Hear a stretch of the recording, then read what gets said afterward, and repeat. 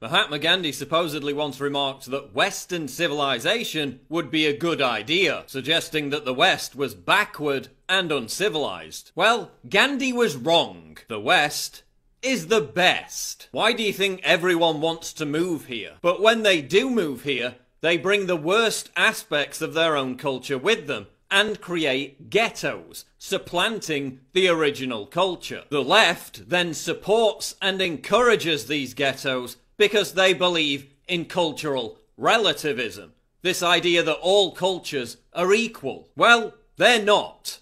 Some cultures are clearly better than other cultures. 620 million Indians, half of their population, defecate in public. UNICEF has to run campaigns teaching them how to use toilets.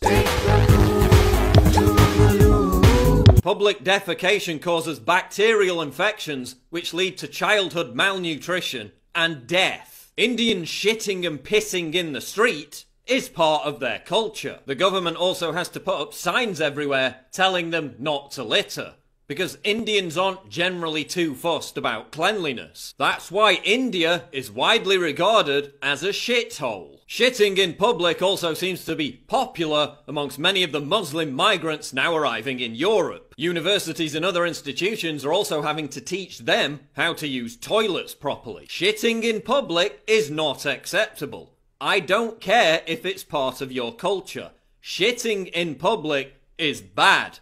Some cultures are better than others. That's racist! In Afghanistan, police officers and military commanders like to rape young boys. The practice is called bacha bazi, literally boy play. Raping young boys is part of their culture. When US Marines blew the whistle and tried to intervene, they were told by higher-ups to look the other way because it's, quote, part of their culture. The New York Times reported on how US troops in Afghanistan would hear the boys screaming as they were being raped by Afghan police who had brought them on base. Raping boys is not acceptable. I don't care if it's part of your culture.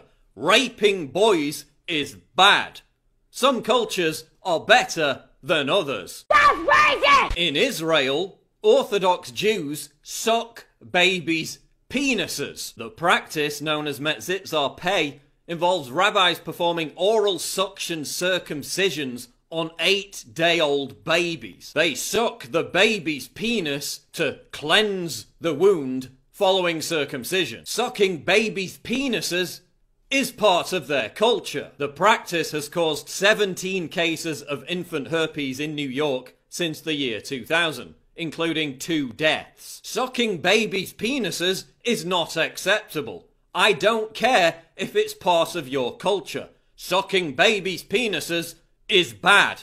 Some cultures are better than others. That's racist! In China, South Korea and Taiwan, people like to eat tiger penises because they think it's a potent aphrodisiac and it prevents erectile dysfunction. There's no scientific evidence at all to support that claim. Tiger penis is a delicacy served in restaurants in parts of China and Southeast Asia. Eating tiger penises is part of their culture. Demand for tiger penises creates a market for poachers. As Chinese immigration to the West has increased, tiger penis remedies are now available in some European countries. According to the EIA, one tiger every single day is killed for its use in traditional Chinese medicine. Tigers are endangered. There are less than 4,000 tigers left in the wild. Eating tiger penises based on some bullshit belief that it's an aphrodisiac is unacceptable.